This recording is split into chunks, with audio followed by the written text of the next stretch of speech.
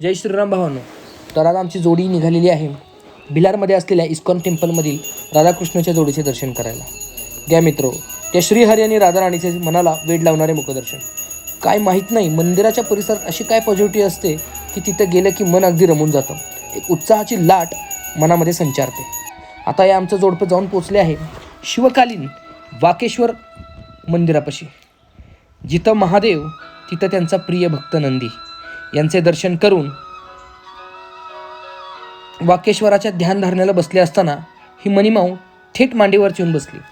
मन शांत करण्यासाठी परमेश्वराचे ध्यान करण्याखेरीज ह्या जगामध्ये कोणताही पर्याय नाही.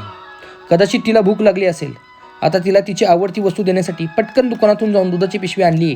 आता इथे कुठे वाटी शोधता? मग काहीतरी जुगाड लावून बाटलीचीच वाटी करून तिला दूध पाजून मुक्या जीवाचा आत्मा शांत करून दिवस सार्थकी लावला. नमः पार्वतीपते हर हर महादेव.